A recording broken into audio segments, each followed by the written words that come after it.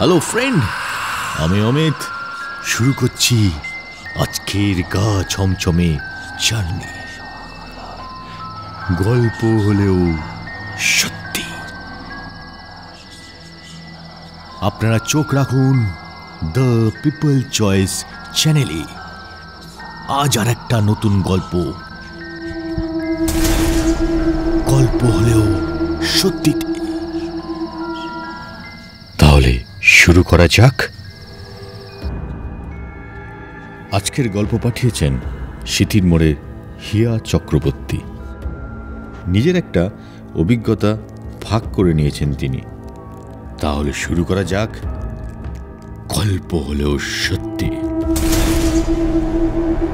আজকের গল্প last metro.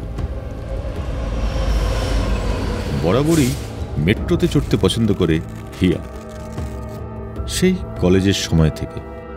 সুড়ঙ্গের ভেতরে ঢুকতেই আলাদা রকম একটা রোমাঞ্চ অনুভব করে ও।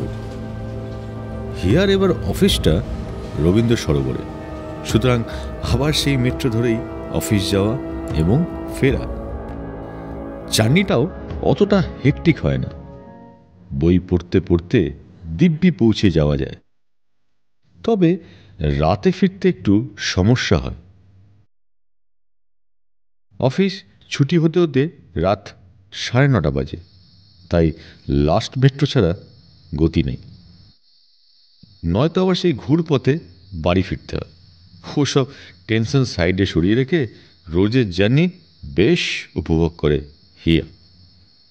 তবে সেদিন কার্ডটা পাঞ্চ করে মেট্রো স্টেশনে ঢুকতেই থমকে দাঁড়াতে হলো। ভীষণ ভিড়, পুলিশে পুলিশে ছয়লা, হই হট্টগোল ছাপিয়ে একটা বুক ফাটা কান্নার আওয়াজ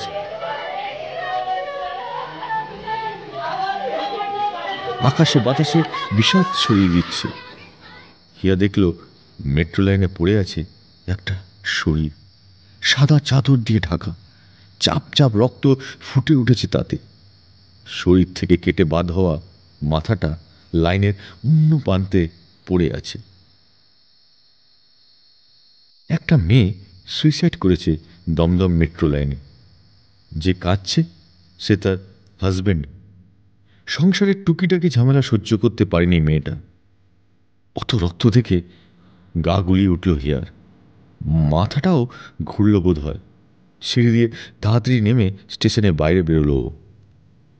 চোখে মুখে জল দিয়ে একটা ক্যাব বুক করল। যত টাকা লাগে লাগুক, ওই ক্যাবেই অফিস যাবে। একটু লেটেই অফিস ঢুকলো হিয়া। সারাদিন কাজে মন বসাতে পারেনি। খবরের চ্যানেলটা খুলে দেখেছে মাঝে মধ্যে। মেয়েটার শরীরটা সরিয়ে ফের মেট্রো চলাচল স্বাভাবিক হয়েছে ততক্ষণে। কিন্তু হিয়ার মাথায় যেন বসে গেছে ওই চাপ চাপ রক্তের ছবি। সেদিনও রাত 9:30 অফিস থেকে বেরিয়ে লাস্ট মেট্রোই পেয়েছিল হিয়া। ফাঁকা মেট্রো দেখলে এমনিতে হিয়া খুশি হয়, কিন্তু ওই দিন যেন ওর ভয় করল। মনে হলো মেট্রোতেই উঠলে হয়তো মাথা কাটা ওই শরীরটা দেখতে পাবে ও। মেট্রোতে ঢোকার সময় পাটা একবার কাঁপল ওর। লেডিস সিটেও ছাড়া আর কেউ নেই। সেন্ট্রাল ঢোকার আগে একটা কাঁপুনি দিয়ে মেট্রো দাঁড়িয়ে গেল।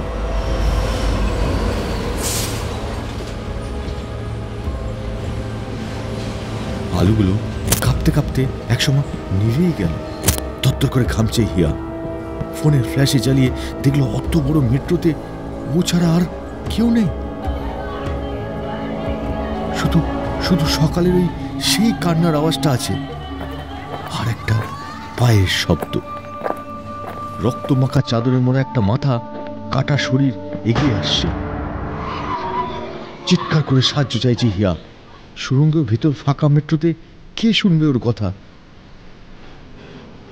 আর বোধ হয় বাঁচার রাস্তা নেই।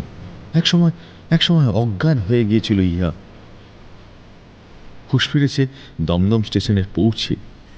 কয়েকজন ধরাধরি করে ওকে মেট্রো থেকে বার করেছে।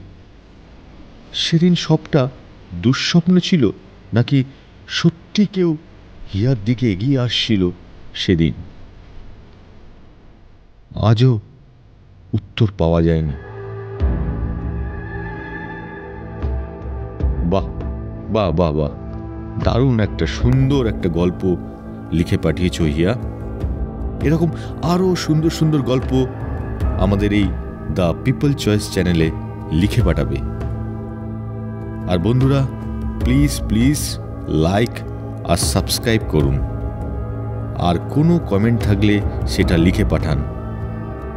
আজ এখানেই শেষ করলাম, আবার দেখা হবে পরের সপ্তাহে, গল্প হলেও সত্যিতে।